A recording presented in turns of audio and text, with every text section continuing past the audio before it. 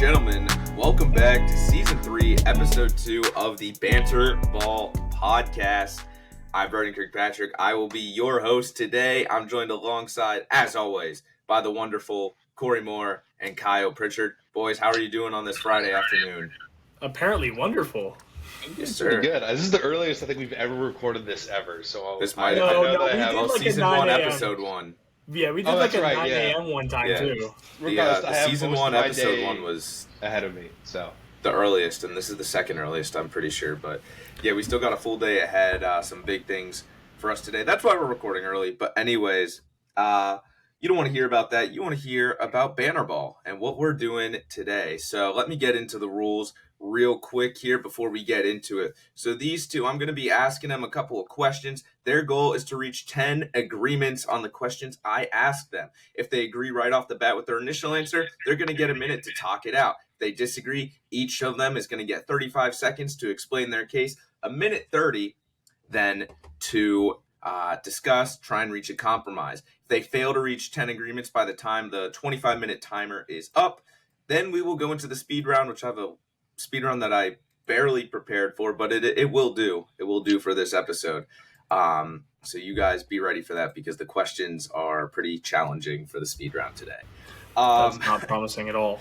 But anyways, without further ado, my timers are up. So let's get right into the first question here. And let's start with the NFL. So it's week 2. And let's go to the top question on the board. Deshaun Watson, Daniel Jones, obviously struggling in week 1, and a lot of people think it's going to continue so far this season. So at what point would you consider benching these two players if you were their coaches? And keep in mind, these two are getting paid, I think, upwards of $40 million a year, guaranteed a year. And it would help if I got the chat up. Kind of different answers here. All right. So actually, no, are they? I mean, Sean, I think we should have our own. Yeah, you should have your own thing. I'm gonna let Korey go first here. Korey, go ahead. Yeah, I think we do agree, Kyle. But so I said that we need to bench Deshaun Watson now and Daniel Jones later. And the reason why is because the Giants, they're not going to win games with or without Daniel Jones. They're not really trying to win games. So if you've got a lot of money on this guy, you might as well use him until until maybe you can find a trade package for him. It's probably very challenging to do that, but might as well try to gain his stock a little bit because there's no risk of doing that. You're going to be a bad team either way. The Browns are trying to win games right now. Deshaun Watson is not helping that at all. And with his new controversies, there's no point in keeping him around the organization at all. Put in James Winston. And Kyle, go ahead. I guess I do kind of agree with that, but I want to bring up the issue. I don't know how on earth they would ever find a trade package for Daniel Jones because he is set and locked on that contract for the next few years, and it doesn't look too good. But I kind of agreed. I said I think the Browns have to start winning now. I consistently see them on the top 10 rosters in the league. I see even them hitting the top 5 on those lists. So they have all of the materials that they want, and they showed it with Joe Flacco last year that they have all the materials in the world for them to win right now. And obviously the quarterback is not it.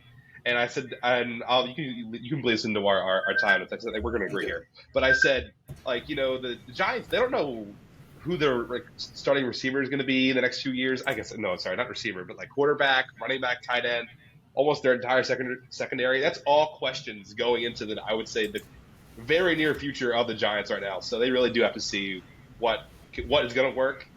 And they may have to. I mean, yeah, I think the Giants should maybe test some other guys. I mean, I know the fan base kind of hates Tommy DeVito now, but maybe try to put him in a little bit. Maybe put in former Bronco Drew Lock for a little bit. But I mean, overall, there's no harm to leaving Daniel Jones in the game. And I do agree with you; they are going to have trouble finding a trade package. The only reason I said that is because if they do keep him in and he starts doing well, then that helps you more than it hurts you in terms of finding that. I don't think it's going to lead to any real success, but there's no risk in keeping Daniel Jones in my mind because, again, the team is figuring out what it is and they're not going to win games regardless. Where Deshaun Watson, there's no point in keeping him in because this team can win games if they don't have him weighing them down. Any scenario going into this year, the Giants were going to win more than 5 or 6 games. But if best case scenario for the Browns, they could win 11, 12 games. And Deshaun Watson is not helping that at all. People are sad about Daniel Jones's performance for Daniel Jones. They're not sad for the Giants because they knew the Giants weren't going to be good anyway. And I think there was a one of the Vikings defensive players said like, yeah, at some point we started to feel bad for the guy. All It's like, right. damn, that's what that does feel bad. But yeah, it Yeah, just a Okay. lot of those post game things about Daniel Jones were brutal. Like Saquon talking about him and Yeah, like former you. players. Like I've never seen something like that that's that brutal Yeah, to no, him. But Daniel wish Jones. him the He best. didn't have a great game, nor did Deshaun Watson, but these two reached an agreement here on the first question. So let's go to the next question I have for you. Let's jump down to the NBA. So Adam Silver will be addressing the possibility of expansion this season. So if they do decide to expand, the NBA does. How many teams should the NBA expand to, and what cities should those teams be a part of? Oh, Okay, so okay. you agree? You agree on one. You have a little bit of a different answer on the other. So I'm gonna let Kyle go first here and explain his second city. Well, I think these are two surefire spots for relocate or not relocation, but for expansion. Is I think Seattle. I think it may as well have a franchise already. Obviously, they have the arena up there, Clown Fedge Arena. They have all the history of the Supersonics basketball. I understand they're not going to be able to have that like moniker because it's still technically with the Thunder, but that's surefire. And I think a lot of players would like to maybe play up there in the Northwest. And I also said Vegas because again they have the arena there. That's where they had the NCC tournament last year. And to me, it just seems that Vegas is just becoming a sports central city after even in a few years ago having none. Now they're going to have all four at And this point. Corey, go ahead.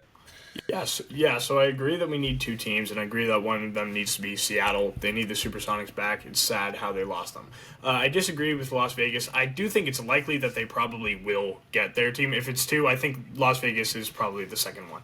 But that being said, I don't want that to be the case because I like how they're playing it with them being like a summer league spot, being an in-season tournament spot. I think it makes more sense for marketing if they have that where all the teams come together in Las Vegas for those sorts of events and they have somewhere else. I said St. Louis is my second city because there's 5 states in a row at the top of like in the middle of North America where there's no NBA team at all, and you're solving that if you're putting a team in Missouri.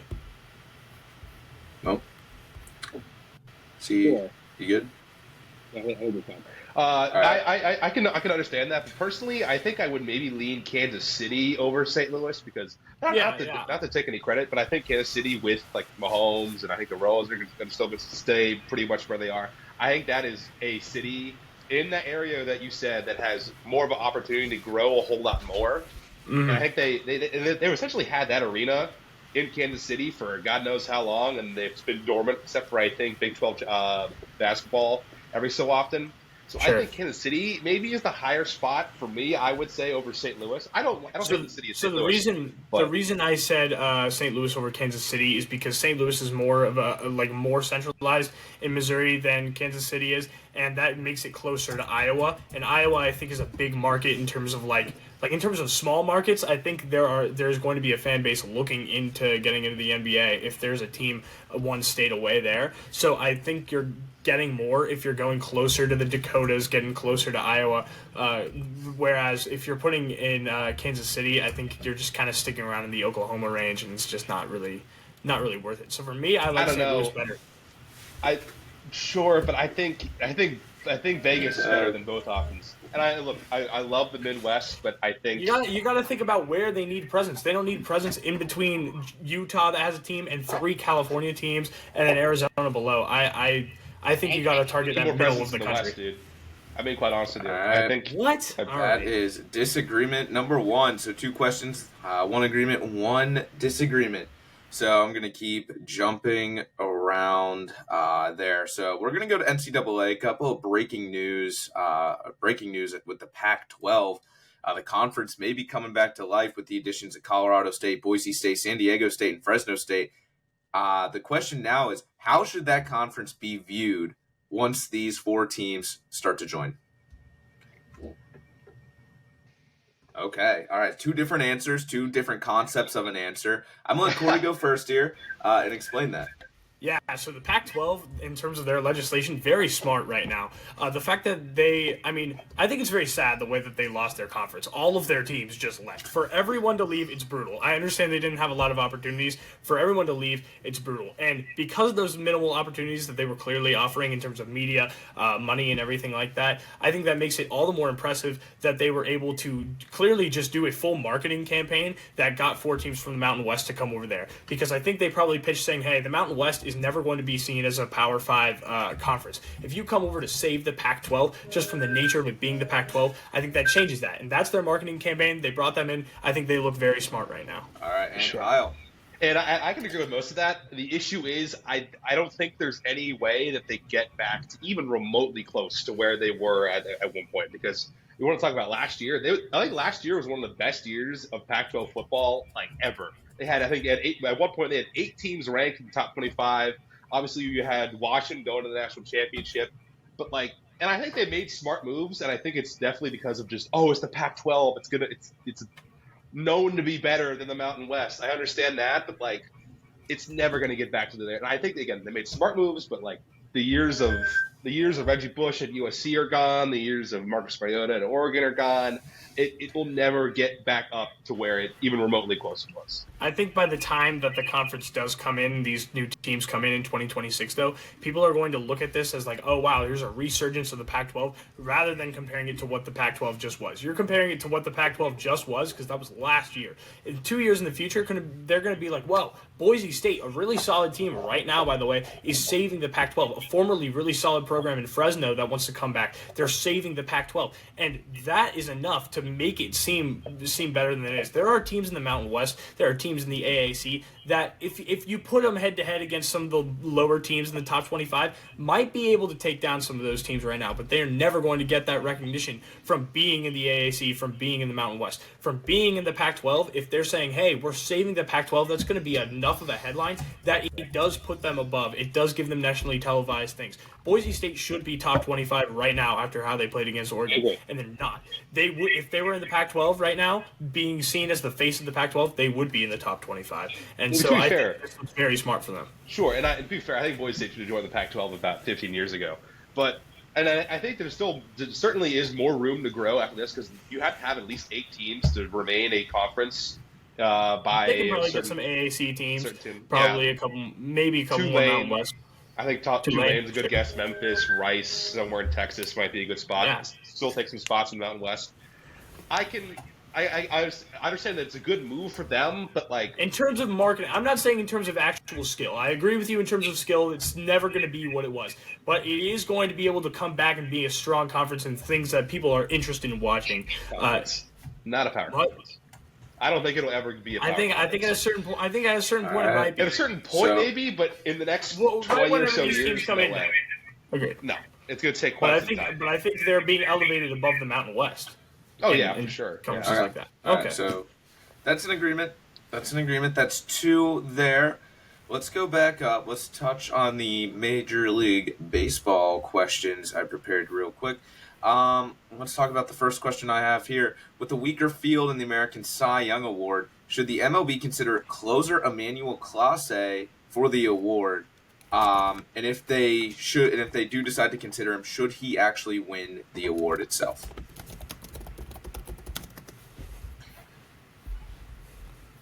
All right, Corey's given his answer. And a disagreement here. So they both say he should be considered. One of them says he should win it. The other says no. Kyle, go ahead. And I went back and forth between whether I thought he definitely should be considered. We agree on that. And I went back and forth saying he should win it. But, I mean, his WHIP and his ERA are both below 1, 4-2 record. Obviously on the best team in the AL Central, which is a very, very tight division right now, obviously. And he stayed healthy throughout all of this year, unlike some of the other guys that are trying to be in contention for the Cy Young, I forget. I don't know exactly how you say his name, but I think it's Tariq Skubal. Tariq Skubal. Yeah, in the running for the Cy, which I think Corey's probably going to say should win it, and I could make that agreement. But I think he's 7.5 strikeouts for every walk he gives out. I understand why there's not a lot of precedent to give a reliever the Cy, but I think if it's going to be any year, it's going to be now. All right, and Corey, go ahead. Yeah, consider him, but absolutely not should he win over Tariq Skubal. Tariq Skubal is pretty definitively the second best starting pitcher at this point in all of MLB. His 2.5 ERA is second best in MLB. 16 wins is tied for the most. Second best whip in all of the MLB. Seventh best batting average pitched. And so he has a really great hold on all of starting pitching, all of pitching overall. Whereas for me, Emmanuel doesn't really have that much of a gap over other relievers. He is tied for the most saves with 44. His ERA is really, really good, but his strikeouts are not that much compared to other relievers, and he doesn't have the best whip of all relief pitchers, so it's not like he has this massive gap over relief pitchers, whereas in reality, I mean, we've got a guy in Scoble who's one of the best pitchers by far in the entire league. There's no reason he should not win this award.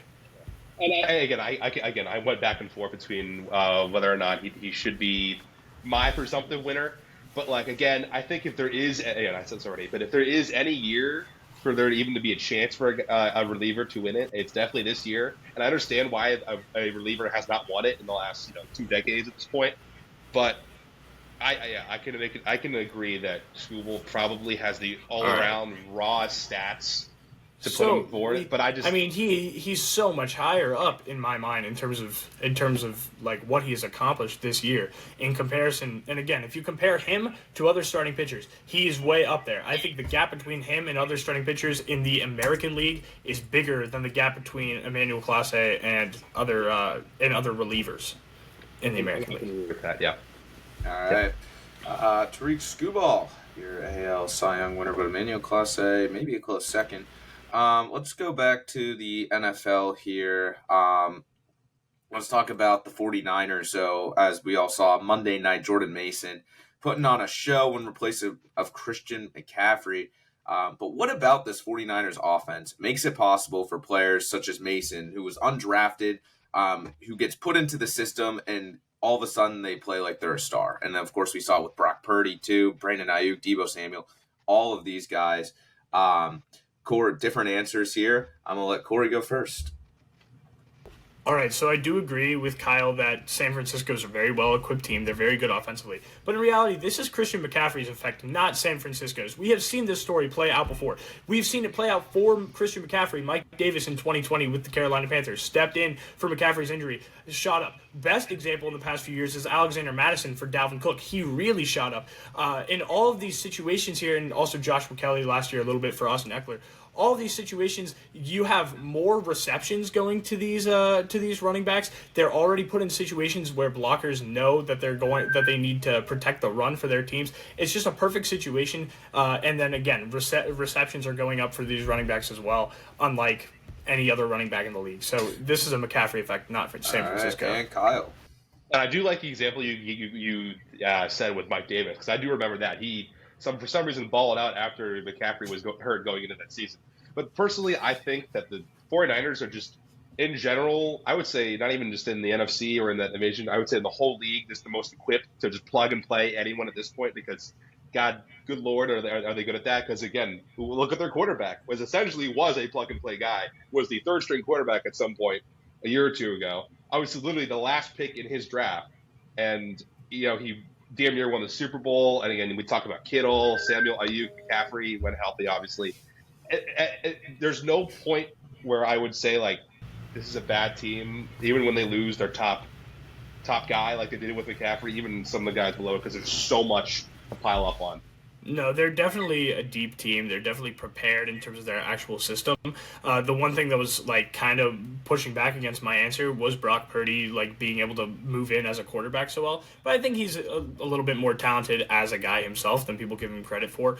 But overall, again, I really think that if this were a receiver, I don't think people would be talking about this the way that they would for Christian McCaffrey. Even if it wasn't Christian McCaffrey getting injured, if this was like a different starting running back, I think you would see so many more opportunities for a running back because, again, they're switching on to other receiving threats because they're not going to see a backup running back as that much of a receiving threat. That's why Mike Davis and Alexander Madison both had crazy reception runs. I mean, in my stats, Mike Davis had a stretch where he was 9 for 10 on catches, 5 of 6 on catches, 8 of 9 on catches, and 8 of 8 on catches in 4 games in a row.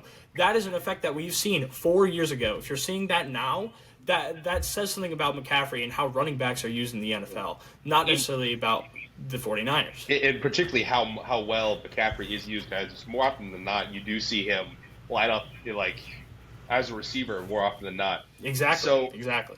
I do and think. If you're putting those running backs in the exact same situation as him, but then the defense isn't covering them because they're not that worried about them, then that's just an easy situation, and that's why they're shining. So it's almost like a phantom effect of McCaffrey not being there. That the system is, again, the 49ers system. I think Mike Davis is a great example. I think this is a great example. But my favorite example is Alexander Madison for Dalvin Cook, because whenever you had a guy who was actually pretty talented in Alexander Madison, because, Mike Davis is out of the league now. He's retired. But Madison was good, and you had someone as high in production like Dalvin Cook. He came in, absolutely tore up. And I think that's a sign about running backs. So, again, it's more of a phantom effect of McCaffrey not being there. Yeah, I can agree with that. But again, the 49ers are, they're a solid team, obviously. They have all the ammunition that you could even ask for on both sides of the ball. All right, that is four agreements. Mm-hmm. 4 agreements, yes. Perfect. I'm going to go to the NHL here. We skipped that last season, so we got to give at least one question here in the beginning of Season 3 to the hockey fans out there. So let's go to who is the biggest bounce-back candidate in the NHL this season? All right, Kyle. His answer. We answered this differently. Yeah, it's all right. And I'm gonna let Kyle go first. A player and a team. Oh, that's what I thought we were gonna go for. But I could also just extrapolate this into the Bruins. I have Joonas Korpisalo, the goalie for the Bruins, who just got traded there from Ottawa. He had an awful year with Ottawa because again they were really bad. Their defensemen sucked. But now he's gonna go into a situation where the defensemen obviously are much greater. And even the year prior, before he was on Ottawa, he had much better stats going into that year. And he's had pretty good stats through his entire career, which has been about a decade at this point. So I can tell you, we just talk about Boston. I think they're hopefully going to rebound from that not great performance they had against the Panthers. But I can agree with this. We talked about this last season. And Korey. Yeah, I was going to say, I'm pretty sure we already talked about this team specifically, but the New Jersey Devils, I think, are in a better situation than any other team in the NHL to really bounce back. Because if you look 2 years ago, they were a 52-win team, and then last year they fell to under 500. No other team fell from playoffs to this low to below 500. Other than them and the Kraken. And I think with New Jersey coming back from some injuries on their defense, and they just signed Markstrom to solve their goaltending problems. They had massive problems at the net last year. I think this puts them in a prime position to actually capitalize on their opportunities to bounce back. So I think they're in a perfect situation to do it, and they're actually going to be able to do it. And I think I can make the amends of, I think the Devils will have a bigger jump up than Korpisalo will have as a player himself, because again, and in terms of a bounce back, you look at New Jersey was here, they fell here last season. I think they might go back here. So this is where they were. Now they're going to come back here. It's a nice little Thank diagram. You for the analogy there, I appreciate that. Whereas your guy, he might be going like this, a little bit of a trampoline jump. Shout out Joonas Korpisalo. He was pretty good in Columbus. So, but yeah, I think the Devils are going to have the biggest jump back up from where they were last year as a team, sure. Obviously. Yes.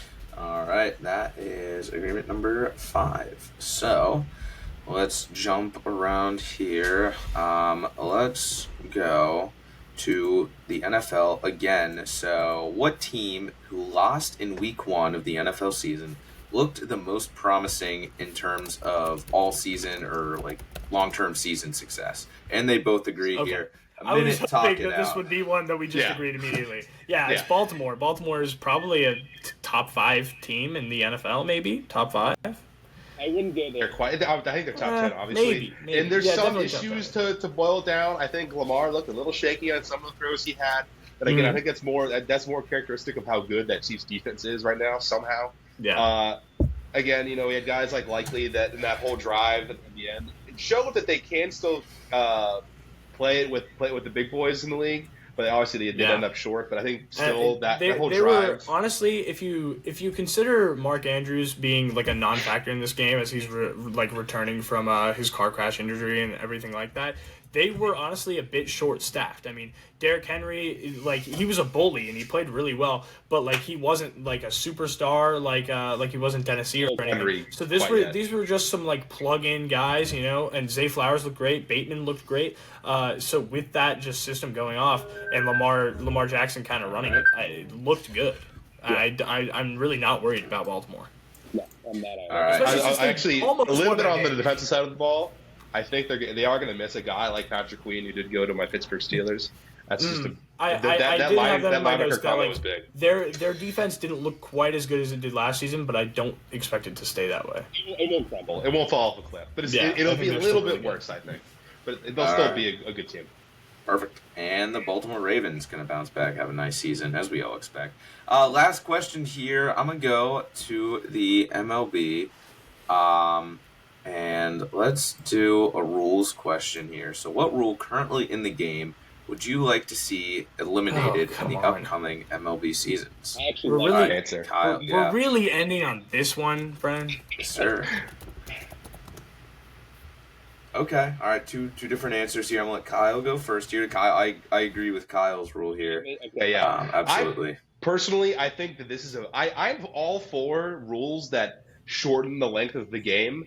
But to be quite honest with you, I don't think that should affect in the basis of scoring. Because, like, again, I also think that it heavily affects, it heavily helps away teams because they get that first opportunity to score before the home team does. I think I saw a stat where they are slightly favored away teams since this new rule has changed in extra innings.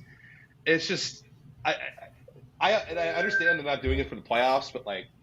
I wouldn't want like game 182 between like two super tight teams to end like a game like that. I think that'd be really, really, really bad. All right, and Korey.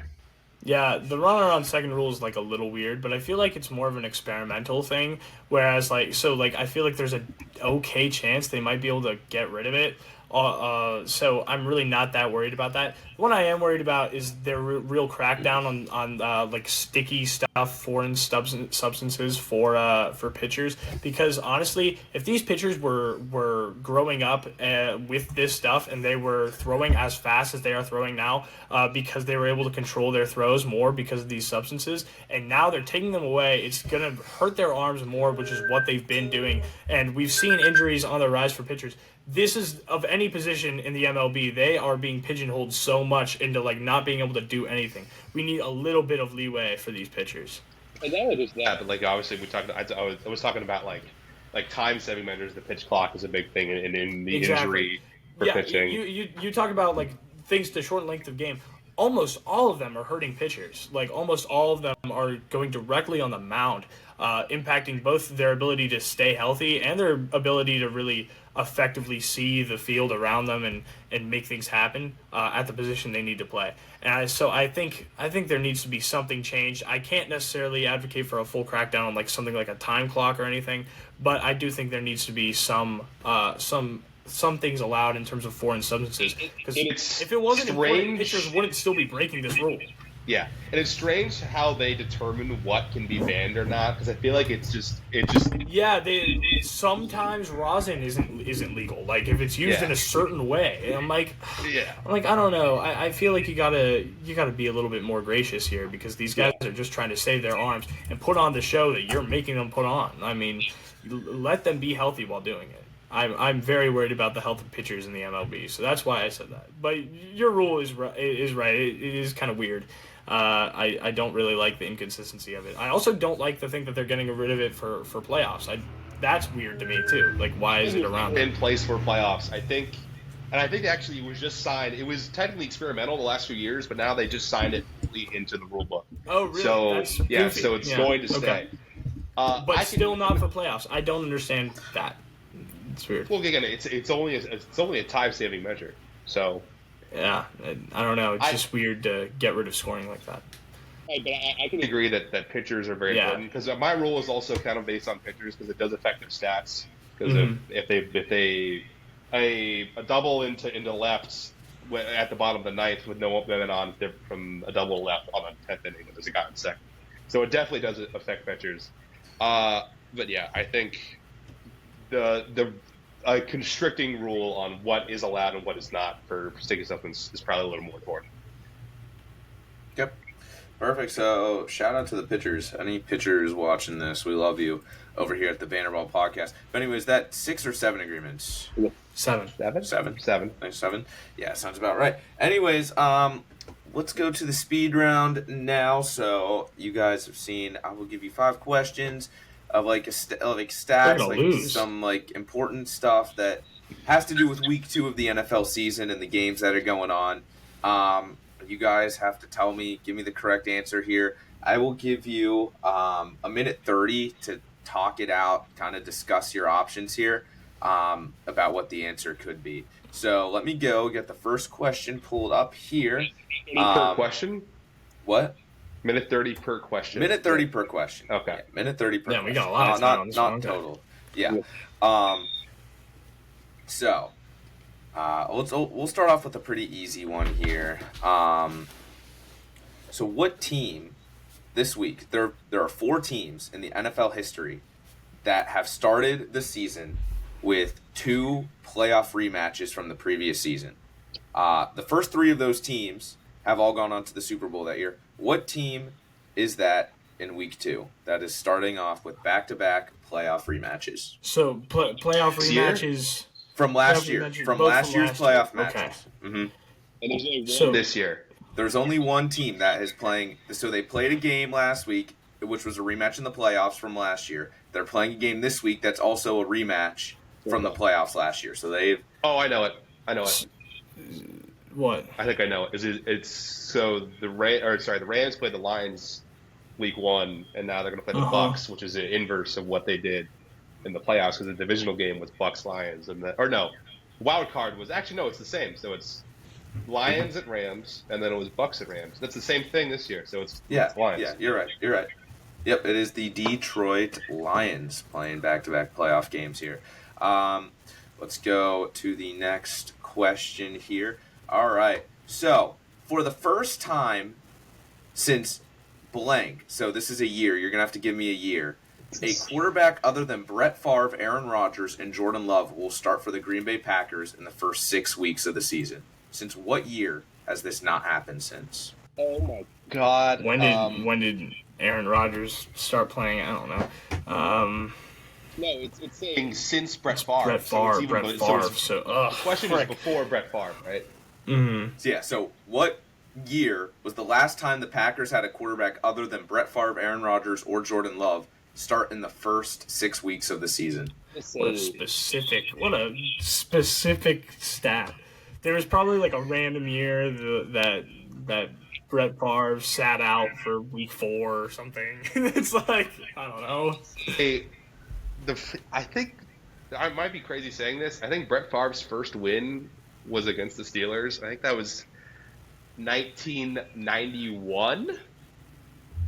I think so. Just go the year prior, 1990. Is that your answer here? You locking it in? You have a better guess, Corey? Because No, but yeah. But I feel like that's really far back. You guys have 30 seconds, by the way. Wild, and so I wouldn't hate that guess. We'll just throw it 1990. Why not? 1990 is your answer. You were very, very close. It is actually 1992. Ooh. Okay. Yeah. So that was pretty good work. You're in the right time range, just couldn't get it done. All right. 3 more questions to reach 2 agreements. All right. Let me see here. I prepared a couple of questions. When was the last? You said you prepared 5. Prepared a couple. I decided to pick and choose which ones I was asking. Here we go. So, what? All right. Well, this is another year question. When was the last time dude? in week There's 1? No way. This one will be easier. This one will be a lot easier. When was the last time Sam Darnold had 2 touchdown passes in consecutive games? I'll give you the hints. It was weeks 14 and 15 of what year? So he had 2 last week. What the heck are we Sam talking Darnold. about? What? When was the last time he had 2 games of 2 touchdown passes? 2 consecutive games of 2 touchdown passes. Question is How long this a trick question? No, How long I has don't Sam think- Darnold? How long has Sam Darnold been in the league? I'll give you the weeks. He did it in weeks 14 and 15 of a certain year. Okay. I don't know. I can't remember if he started the entire year for When- the Jets in 2018. How long? Okay, so did he start 2018? Was that his first year? 2018 was his first year. 2018. Okay, so in And 15 was the weeks. 2019. 2019. I like 2019 as a guess. I don't know. Who would have been Why the would he be quarterback asking this then? question if it wasn't that far back? How do you even know this? This. Can I ask that?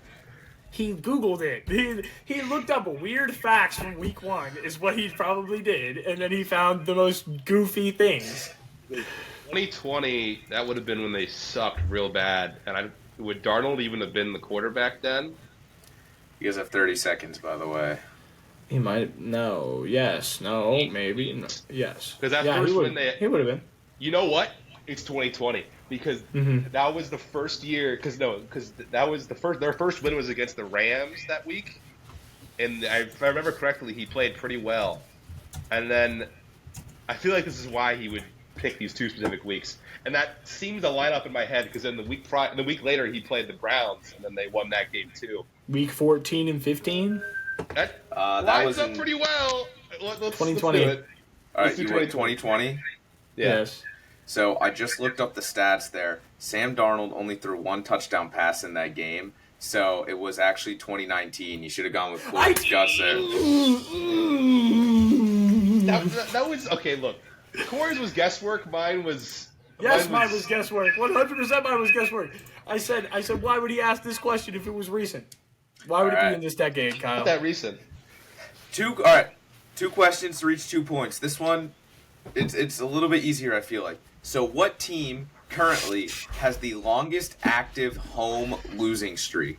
And it is 7 games, I believe. Let me just make sure. Lord. Yes, this team has a 7-game home losing streak going into this Okay. game. What So- team is that? Going into this game, so they're playing home week 2.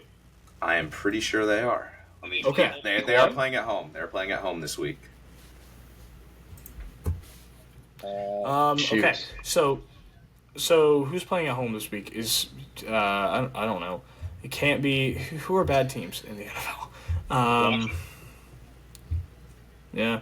I have no idea. They're playing home week 2. The Vikings are playing home week 2. The Patriots. Oh, do you have this pulled? Do you have that pulled up? Am I allowed to pull that up? The week 2 schedule. Yeah, you can pull up the week 2 schedule. You Oh, just okay. can't look up All the right. answer. Okay. Then I'll pull up the Because week I 2 don't answer. expect you guys to know the games off the top of your Cowboys. head Oh, here. could it be Carolina? Well, it could be Carolina. That could be. That could be right. Well, so what games would Carolina have won though? You cannot look up the previous records and stuff. You can only look at the week 2 schedule. By the way, Understood. yeah.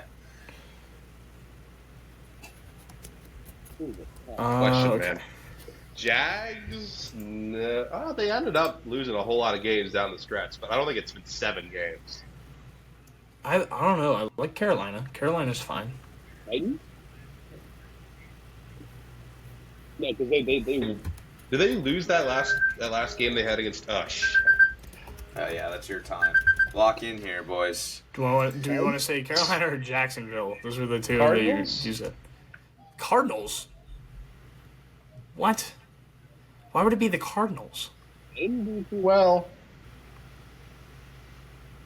I don't think it's the Lock Cardinals. in. 5 seconds to lock in an answer. I don't here. think it's. I 5, don't think it's the Cardinals. 4. Okay, then we'll do Because the Patriots. Cardinals had a bad losing streak at home. I think 2 years ago. Okay, let's just say Carolina. Carolina. Unfortunately, it was not Carolina. It was Was the it the Washington Cardinals? Commanders. It was Washington. Commanders It was early. That was Washington. the first team we said. And It was we're like, Washington. nah. They have not Yeah, won yeah, a yeah, home Washington. game in 7 straight games. So, yeah, that is. You guys won't be able to reach 10 agreements on this Don't last even one bother here. asking. You don't Why are even you wanna- asking another one? I don't want I'll- this question. It's another losing one question. I'll just throw it out there. Which quarterback has lost 6 straight starts, which is the longest active Deshaun streak Watson. in the NFL? It's not Deshaun. Damn. It is actually Trevor Lawrence. So, Oh, well, he sucks yeah. too, so that's all right. But yeah, anyways, they did not reach it. They got, 8 agreements today? So yeah, I don't know if we're going to be doing a punishment or not. Probably not, so you guys get off the hook here. But anyways, that's going to be it for Banterball this week. Make sure you guys like and follow us on all social media accounts. We put up a video this week. Did pretty well on TikTok, not going to lie. But anyways, that's going to be it for us. If you guys have anything to say, speak your piece right now. I don't. Follow us On all of the social medias, please. Do what Kyle said. That'd Yeah, be that's fun. gonna be a wrap. Kyle's week 2 poll. Did we do that? We are going to soon because did you have Arizona State ranked? Because I think that's the only team that's played. I had Texas State in my group of 5 teams though, so. Okay. All right. Well, we'll get that up. But yeah, make sure you guys go show some love to that. But that's gonna do it for us for this week. Thank you all for watching, and we will see you next week. Have a good one, everyone.